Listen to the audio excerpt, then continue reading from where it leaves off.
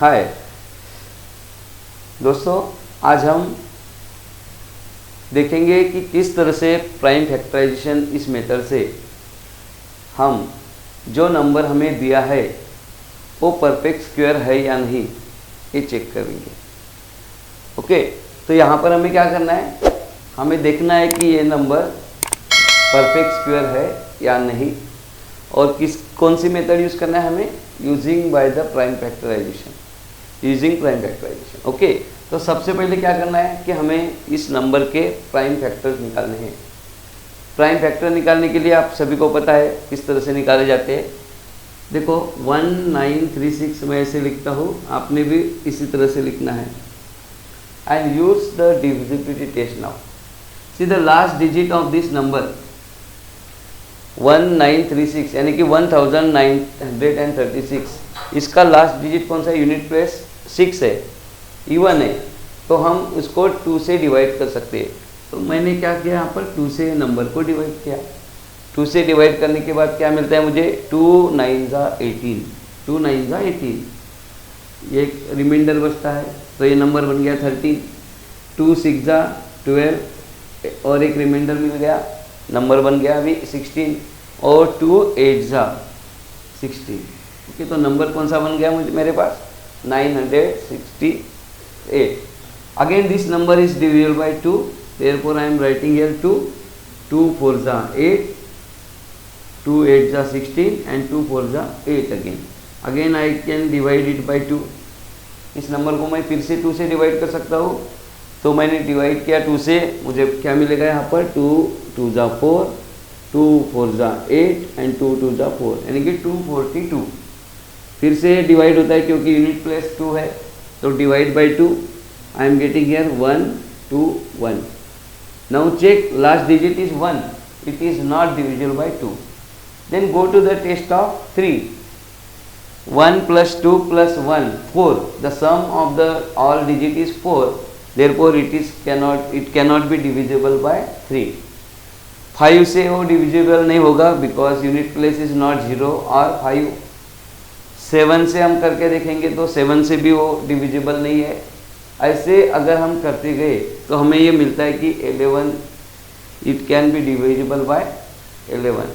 तो 11 से डिवाइड करने के बाद मैंने आपको पहले एक वीडियो में बताया था कि अगर आपके 1 से लेके 20 तक मिनिमम स्क्वायर अगर याद है आपको, आप आसानी के साथ ही कर पाएंगे क्योंकि ये प्राइम नंबर है 11 और इसका स्क्वायर है 121। तो हम ये करेंगे, यहाँ पे 11 से डिवाइड करने के बाद मुझे मिलता है 11 और 11 1 ज़ा 11।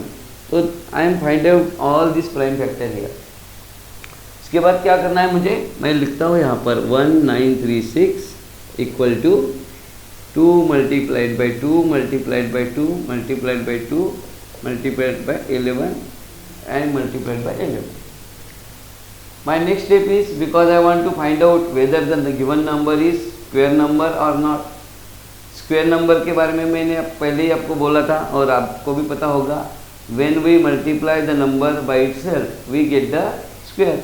तो यहाँ पे देखो 2 × 2 यानी कि एक पेयर इसकी बनानी है, सेम फैक्टर्स की पेयर बनानी है और एक फैक्टर ये बनता है।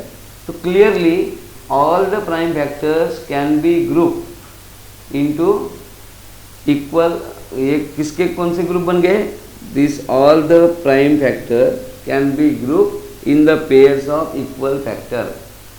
यहाँ से हमें क्या पता चलता है, क्लियरली हम लिखेंगे यहाँ पर, स्टेटमेंट लिखना जरूरी है, clearly all the prime factors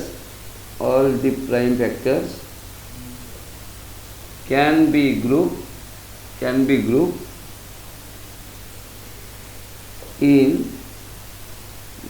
into the pairs of equal factor. Equal factor के पेयर में वो सब हम क्या कर दिया, हमने ग्रुप कर दिया।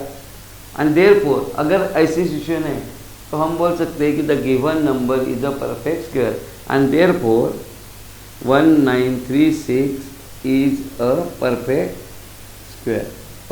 स्क्वायर। ओके, इस क्वेश्चन में हमें पूछा गया है, खाली क्या पूछा गया है, हमें चेक करना है whether the number is perfect square और नॉट। इसके बाद क्या करना है, इसमें हमें कुछ भी पूछा गया नहीं है, तो यहाँ तक ये इस क्वेश्चन का आंसर रहेगा। ओके, समटाइम इन एडवांस इसके बाद इस क्वेश्चन में क्या जोड़ा जाता है कि फाइंड आउट द स्क्वायर, वो किसका स्क्वायर है ये भी आपको बताना होता है, लेकिन इतना ही क्वेश्चन पूछा गया है यहाँ पर, तो हम यहीं रुकेंगे। तो ये नंबर के बारे में हमारा स्टेटमेंट क्या होना है, हमारा नंबर इस स्टेटमेंट के बारे में क्या करना है हमें, 1936 इज अ परफेक्ट स्क्वायर, ये परफेक्ट स्क्वायर है।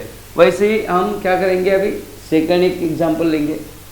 हमारा दूसरा एग्जांपल है 576। Now we are going to check whether this number is perfect square और not.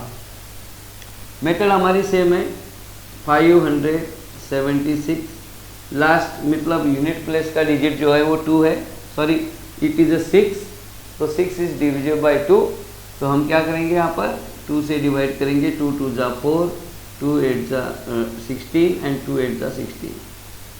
Unit place digit is again even number, so it can be divisible bye 2, तो 2 1 जा 2, 4 4, ये इसका डिवीजन मिलेगा। Again we can divide this given number by 2, 2 से divide होने के बाद मिलेगा मुझे 72।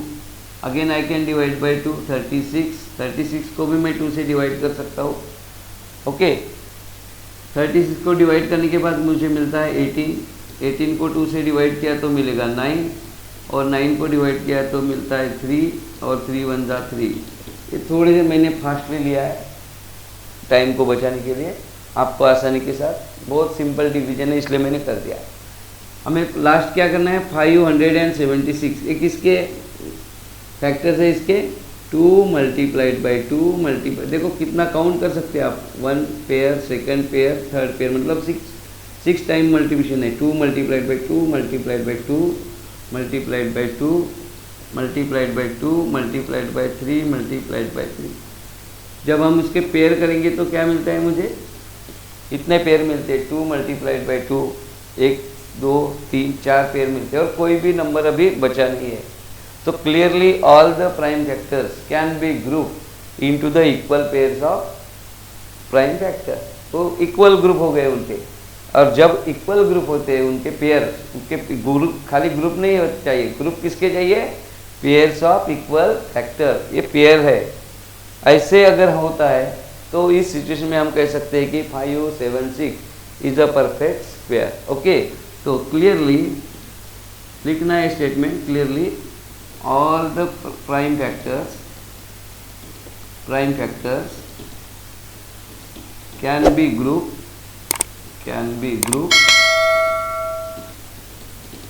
into pairs of equal factor, ये सभी इक्वल फैक्टर के पेयर बनते हैं, and therefore 576 is a perfect square.